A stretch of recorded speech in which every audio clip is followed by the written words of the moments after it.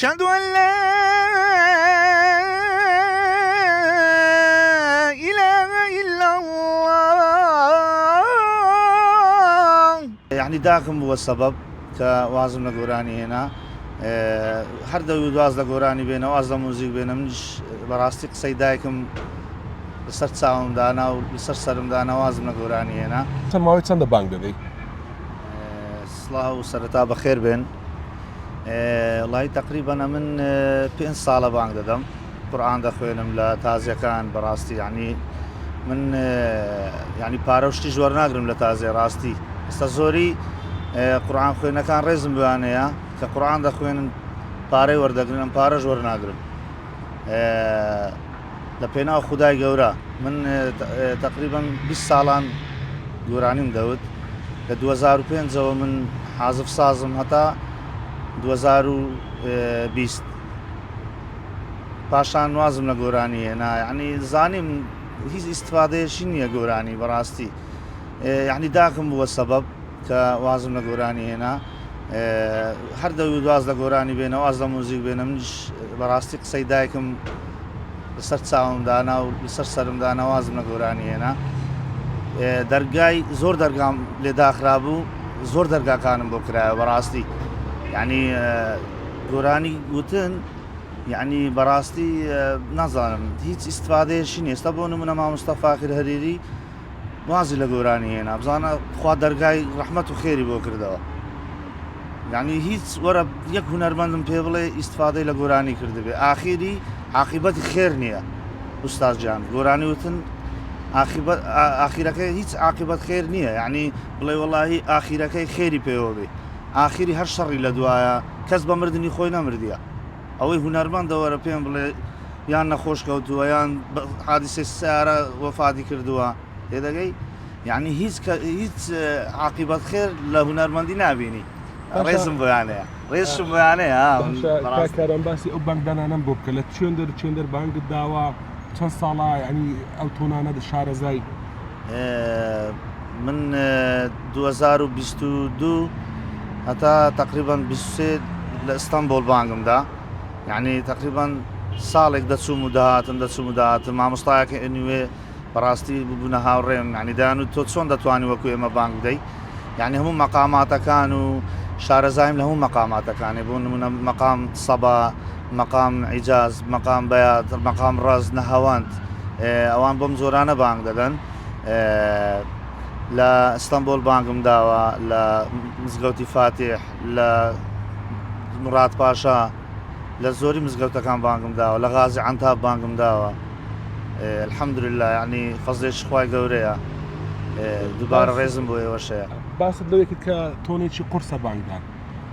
بەڵێ بە دڵنیاییەوە بانگدان، یعنی خاستەن بانجی تورکی، یعنی کەم کەس دەتوانێت بانجی تورکی بدات بەڕاستی، یعنی زۆر هونەرمەند هەیە، یعنی هونەرمەندی گەورە بەناو بانگ، یعنی ناتوانانی خۆی لەو بانگانە بدات.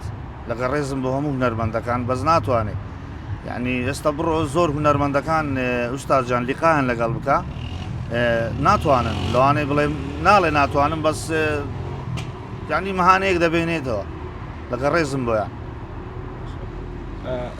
ئەی لە یاخود لە مەولودەکانش قورئان دەخوێنی بە خۆڕایی؟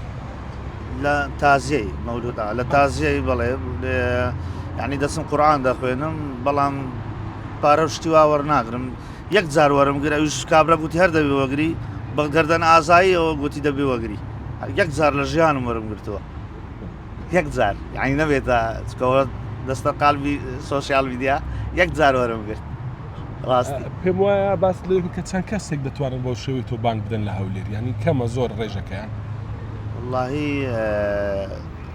هەیە، یعنی ڕاستی بەڵام کەمە، یعنی ئێستا لە هەولێر 4-5 کەس هەیە ڕێزم بوانێ زۆر باشیش بانگ دەدەن و بەڵام پێم وتی وەکوواموت، یعنی ئێستا هونەرمەندەکان ناتوانن ئێستا بەم زۆرە بانگ بدەن. پێم خۆشە ڕۆژێک یعنی لیقایان لەگەڵ بکەی، تۆ کەسێکی پێیان نێری لەقایان دەتوانی کاتیان بۆ تەرخام بکەی بڵێ وەڵا توانی بانجی ئەو بانگانە بدەی، یعنی بانجی تورکیا هەر بانگێک کە بانجی فارسیە یان بانجی خۆمان لەواسێ بانجی خۆمان بتوانن چکە بانجی خۆمان ئاسانە بەسەم باگانە زۆر قورسە الله أكبر الله أكبر الله أكبر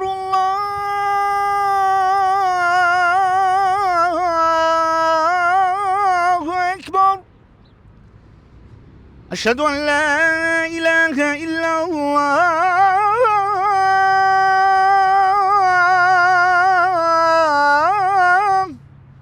أشهد أن لا إله إلا الله أو بانجي صباياس بيانيان لإسطنبول دەگوترێت بانجی بەیات مەقام ڕاستیشی لەگەڵ تێکەڵ دەکرێت الله أكبر الله أكبر الله أكبر الله أكبر أشهد أن لا إله إلا الله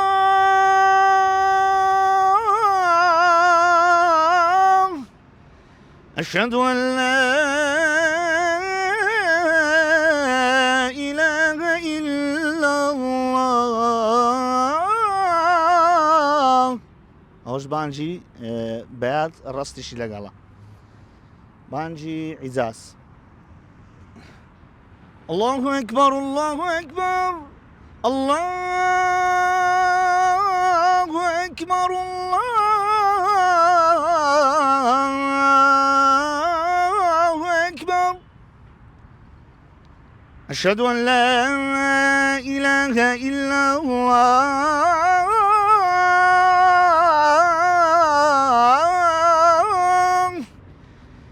أشهد أن لا إله إلا الله